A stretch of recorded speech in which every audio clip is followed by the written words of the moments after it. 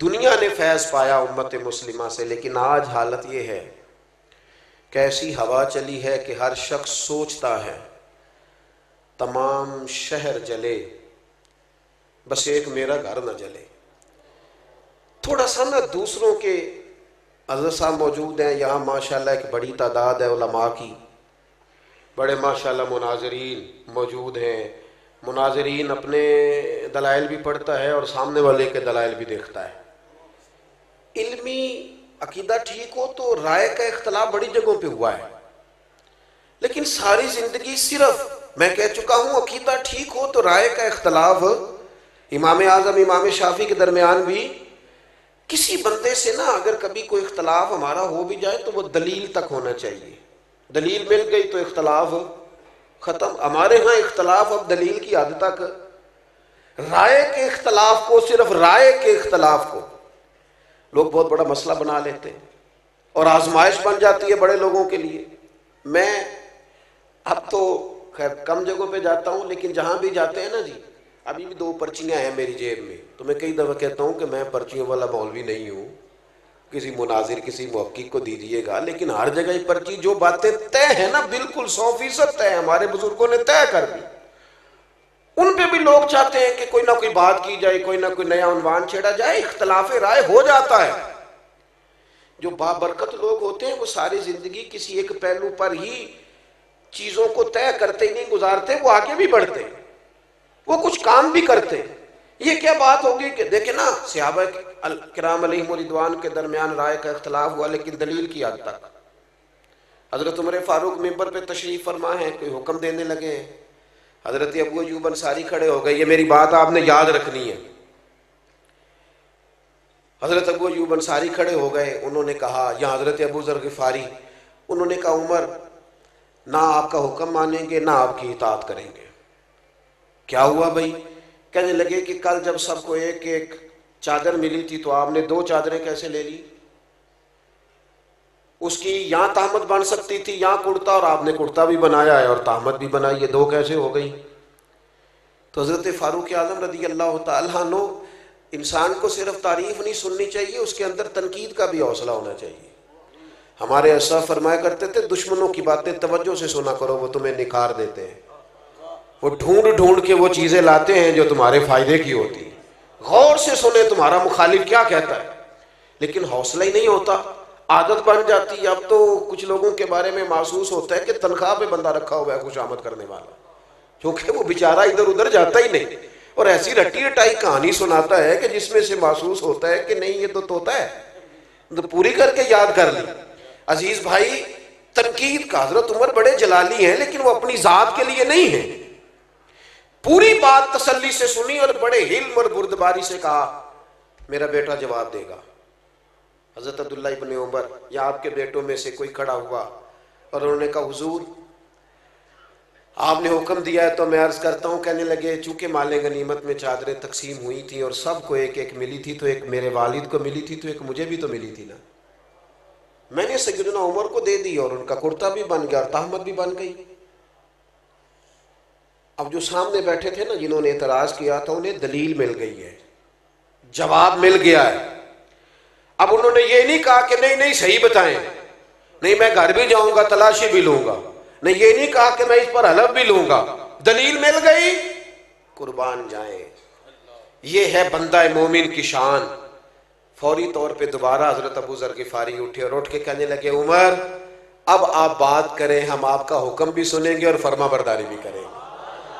چونکہ اختلاف رائے دلیل کی حد تک تھا، دلیل مل گئی اور ہمارا اختلاف ختم ہو گیا، بات ختم ہو گئی، طے ہو گئی۔ تو عزیز بھائی بیٹھ جائیں، اللہ آپ کو خوش رکھے۔ ایک کھلاری ہے تو پھر کٹھے بھی تھے، آپ ہی کرنے پہنتے نے نا، اللہ آپ کو خوش رکھے، یہ کچھ سیانا کام تو نہیں نا جی۔ ایک بات اور عرض کرنی ہے پھر اپنی بات کو ختم کرتا ہوں۔ جب ہم چاہیں گے نا کہ ہم سے اللہ کوئی کام لے لے تو پھر تھوڑا سا ہمیں دوسروں کے جذبات کا بھی خیال رکھنا پڑے گا۔ یہ ٹھیک ہے کہ بڑا آدمی دیر سے آتا ہے، لیکن بڑا آدمی کبھی یہ پسند نہیں کرتا کہ کوئی اس کے لیے بیچارہ منتظر بیٹھا رہے۔ یہ نہیں ہو سکتا کہ ہٹو بچوں کی داستانوں میں کئیوں کے دل ٹوٹ جائیں۔ دوسروں کے جذبات کا خیال رکھنا احساسات کا ہمارے ہاں نا یہ مسئلہ بن گیا ہے کہ اپنی ذات سے معاملہ شروع ہوتا ہے، اپنی ذات پر ختم ہو جاتا ہے۔ ہمارے بزرگوں نے، ہمارے مشائخ نے احساس رکھا، احساس۔ میں اپنے حضرت کی بارگاہ میں بیٹھا تھا، ایک بزرگ آ گئے، اب وہاں 3-4 مفتیان کرام بیٹھے ہیں جنہوں نے اپنے اپنے فتاوی جات کی تصدیق لینی ہے، تو بابا جی آ گئے تو وہ اب سادی سادی باتیں، بیٹا بڑا تنگ کرتا ہے، ساری باتیں بہو کی مانتا ہے، شادی سے پہلے بڑا نیک تھا۔ یہ بھی بندہ اپنے دل کو تسلی دیتا ہے، ورنہ جو پہلے نیک ہوتا ہے بعد میں بھی نیک ہی ہوتا ہے، اور جو پہلے نہیں ہوتا وہ بعد میں بھی کسی اور کا نام لگ جاتا ہے، ورنہ وہ بعد میں بھی معاملہ ایک۔ تو وہ ساری نہ سادی سادی باتیں حضرت اس کو جواب دیتے ہیں۔ پھر اس نے وہ ساری تسلیوں کے بعد کہا مجھے تعویذ بھی چاہیے۔ ایک لکھا تو اس نے کہا نہیں، ایک برکت کا بھی چاہیے۔ اس نے کہا ایک تعویذ مجھے نظر کا بھی چاہیے۔ تو وہ تسلی لے کے وہ شخص اٹھ کے چلا گیا۔ ایک مفتی صاحب کہنے لگے حضور اس طرح کے بندے میرے حوالے کر دیا کریں۔ تو حضرت فرمانے لگے کیوں؟ اس بیچارے نے نا مجھ سے ہی مطمئن ہونا تھا، اور فرمانے لگے میں نے تسلی دے دی ہے، رات سکون سے سو جائے گا، بتاؤ نا میرا رب کتنا راضی ہوگا۔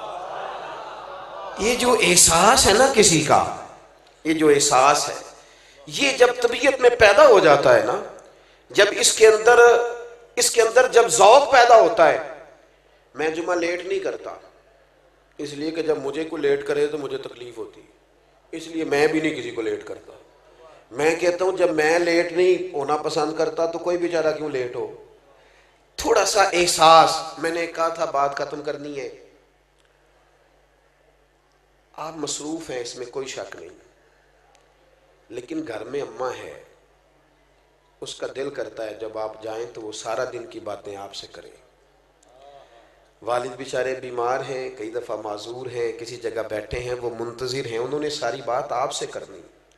آپ مفتی صاحب ہوں گے، علامہ صاحب ہوں گے، انجینئر ہوں گے، ڈاکٹر ہوں گے، پروفیسر ہوں گے، کچھ بھی ہوں گے، لیکن اس کے تو پتر آپ ہی ہیں نا۔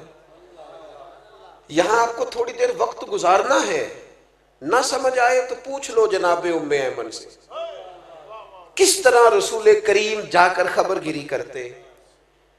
آپ جتنا مرضی لمبا سفر کریں، دنیا گھوم کے آ جائیں، پر بیوی کا لباس آپ ہے، اس نے سارے دن کے دکھ آپ کو سنانے۔ میں تو مصروف بڑا ہوں، میں باہر سے تھکا آیا ہوں، تو نے بات چھیڑ دی ہے۔ با فیض با برکت لوگ یوں نہیں کرتے، ہم اپنے سونے کے لیے لوگوں کا دل توڑ دیں۔ سنو، اور بات ختم ہوئی۔ سیدہ عائشہ صدیقہ رضی اللہ تعالیٰ عنہ فرماتی ہیں ایک دن رسول کریم نے مجھ سے فرمایا، کہا عائشہ ایک بات کروں تم سے؟ حضور میرے تو نصیب جاگ گئے، کرم ہو جائے۔ فرمایا جب تم راضی ہوتی ہو مجھ سے تب بھی مجھے پتہ چل جاتا ہے، اور جب تمہارے دل میں کوئی بات ہوتی ہے جب بھی پتہ چل جاتا ہے۔ کہتی ہیں میں فٹافٹ اور زیادہ امتن گوش ہو کے عرض کرنے لگی حضور میں اور آپ سے ناراض؟ تو فرمایا بتاؤں پھر؟ یا رسول اللہ فرمائیے۔ فرمایا عائشہ تم کبھی کبھی قسم اٹھاتی ہو؟ یا رسول اللہ اٹھاتی ہوں۔ فرمایا جب راضی ہوتی ہو تو کہتی ہو مجھے محمد مصطفیٰ کے رب کی قسم، اور جب تمہارے دل میں کوئی بات ہوتی ہے تو پھر کہتی ہو مجھے حضرت ابراہیم کے رب کی قسم۔ حضرت عائشہ صدیقہ کہتی ہے میں تمہیں بتا نہیں سکتی لوگوں میری کیفیت کیا تھی۔ وہ بات کہاں یا رسول اللہ، آپ لفظوں تک کا خیال رکھتے ہیں، جملوں تک کا احساس فرماتے ہیں کہ کوئی کیا سوچ رہا ہے، کیا بول رہا ہے، کہاں تک سوچے گئی ہوئی ہیں۔ فرماتی ہے میں جب بھی اس بات کو سوچتی میں رو پڑتی کہ حضور اتنا زیادہ خیال ہم نے نہ چھوڑ دیا ہے، اپنی زندگی میں محو ہو گئے، مست ہو گئے۔ میرے دوستوں میں سے جب کوئی مجھے کہتا ہے نا تھوڑا ڈرائیور، تو میں کہتا ہوں یار وہ ٹھیک ہے آپ نے جس طرح بھی کہہ دیا، پر میں تو گاڑی میں سو جاتا ہوں، بیچارہ جاگتا رہتا ہے۔ وہ اس کو اسٹریٹ سیدھا دیکھنا ہے، میں تو لیکن قدر نہیں ہے نا، احساس نہیں ہے۔ ہم نے سوائے اپنے دائیں بائیں دیکھنا چھوڑ دیا ہے۔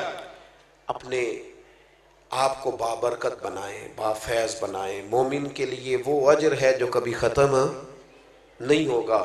جانے کے بعد لوگوں کی تعریفیں شروع ہوئیں اور پھر بڑی ہوئیں۔ میں اندر بیٹھا تھا ابھی حضرت کے گھر میں، تو میں وہاں بھی کہہ رہا تھا کہ میں دل سے حضرت مفتی صاحب کی قدر کرتا ہوں، اور میں مجھے حاجت نہیں ہے کسی بندے کی تعریف کرنے کی، تھوڑا سا ذرا شعر سے، کتاب سے، پڑھنے لکھنے سے شغف رہتا ہے۔ حضرت علامہ شرف صاحب رحمۃ اللہ علیہ کی کتاب پڑھنا، صاحبزادہ خورشید گیلانی صاحب نے تقریض لکھی تھی، تو میں بھی تھوڑا سا طالب علمی کے زمانے میں گیلانی صاحب کے پاس آیا جایا کرتا تھا، مجھے اچھا لگتا تھا ان کا لکھنا۔ تو شرف صاحب نے لکھا تھا کہ سمجھ نہیں آئی، یہ ان کا جملہ ہے جناب، علماء سے معذرت کے ساتھ، انہوں نے کہا تھا سمجھ نہیں آئی کہ سغرے کبرے والا مولوی اتنا شستہ کیسے لکھ لیتا ہے، اتنا صاف کیسے لکھ لیتا ہے، یہ سمجھ نہیں آئی۔ پھر کہنے لگے ہاں ہاں سنا ہے، مرغابی جب پانی سے نکلتی ہے تو پر خشکی ہوتے ہیں اس کے، سنا ہے کہ جو کچھ لوگ ایسے ہوتے ہیں کہ جو جس جگہ بیٹھتے ہیں پھر وہ محفل اور انجمن کا حضرت بڑا صاف ستھرا لکھتے ہیں، عمدہ لکھتے ہیں، اور بعض منظر نامے تو ایسے ہیں کہ جو لوگ نہیں گئے وہ بھی اگر صحیح طرح پڑھ لیں تو محسوس ہوتا ہے کہ ہو گئے آ گئے۔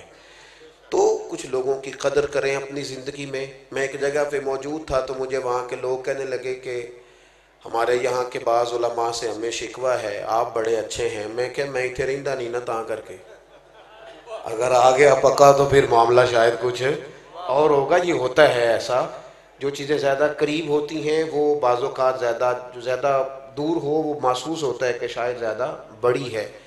تو اپنے آپ کو بابرکت بنائیں، با فیض بنائیں، زندگی وہی اچھی ہوتی ہے جس سے کوئی نفع لے لے۔ اللہ تعالیٰ اس آستانے کو قیامت کی صبح تک آباد فرمائے۔ آخر دعوانا الحمدللہ۔